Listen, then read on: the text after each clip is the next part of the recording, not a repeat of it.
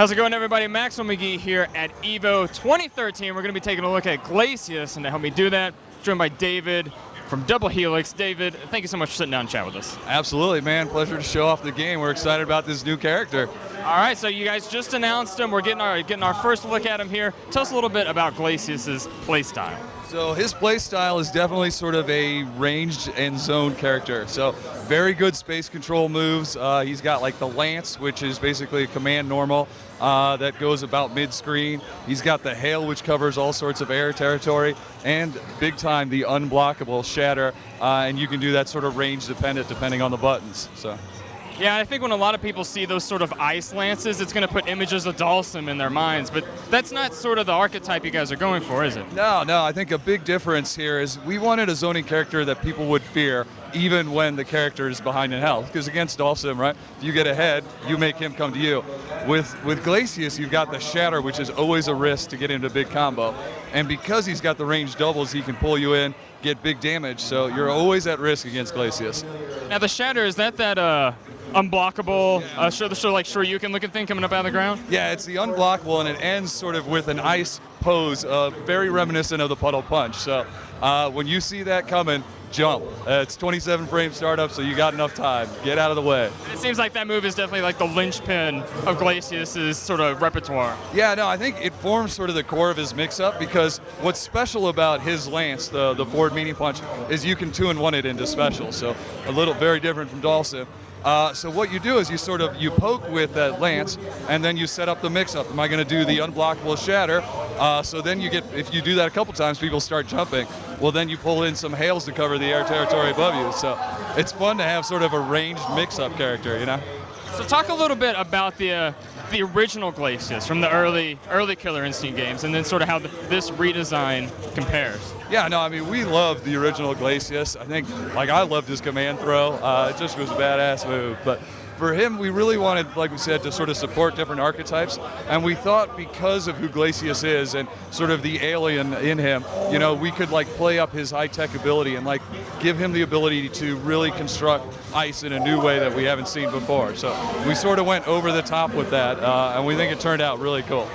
Yeah, something I want to know a little bit more about is sort of, Glacius does have that weird alien look. What's his backstory? Where does his story fall within the Killer Instinct lore? Well, so we haven't talked too much about the stories for Killer Instinct yet, but what we can say is we're generally going to follow a little bit of the KI 1 and 2 backstories and give a little bit further detail on that. So with Glacius, he is basically stranded on Earth, and when you go into his stage, you will see the spaceship in the background. One of the neat little tidbits is when you get an Ultra in that stage, you'll see the engine power up. So maybe hinting at one day Glacius will, have protected humanity from the technology and can finally escape.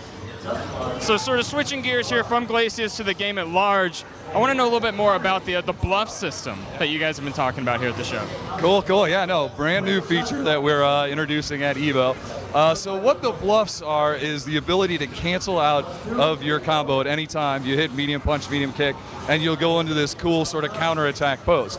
If someone attempts a combo breaker while you're in that pose, you will counter break him, and that's an epic moment where you go into an automatic opener and then reset the KV, lock out the opponent for 4 seconds. I didn't think it was possible to have sort of a bigger moment than an Ultra, but this is almost bigger than an Ultra. So if you successfully pull one of those off, you can pretty much just you can break their combo and transition into your own combo. Well, the counter breaker is where you're anticipating them breaking. Right. Okay. But the shadow counter, which we can talk about in a sec, does that. So I think, for us, it adds this whole new level of mind games where, the way I play nowadays is I basically, when I start out combos, I just do heavy auto doubles. And until someone breaks me, I'm going to keep doing them because you get the most damage. And then once I've got them sort of trained to break that, I'll pull in a bluff and then get the counter, and it's just sort of demoralizing. You feel like you're inside his head, Now that you guys have the bluff system in there, are you feeling pretty good about the feature set or the fighting mechanics of this game? Or do you have any other big announcements in store later on down the line? I think here we have got the core combat system in and ready.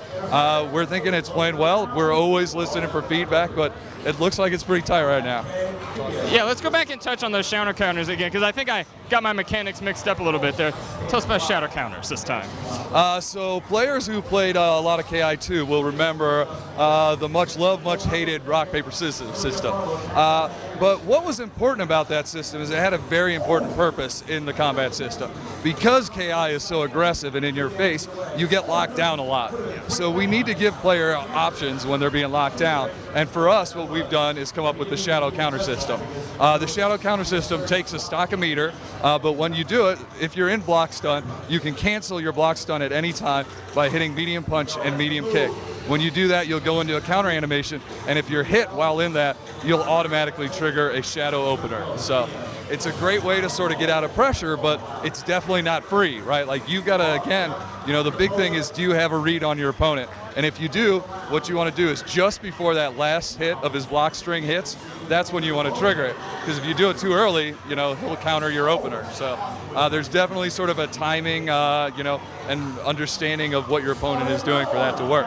Now, I'm not sure if these are 100% applicable, but will shadow counters trigger on projectiles or throws? Yes, they will. Not on throws, but any attack, they will trigger. So one thing that's cool is if you get hit, like a lot of people do a mix-up with Jago where they'll throw a fireball and then come in with the wind kick.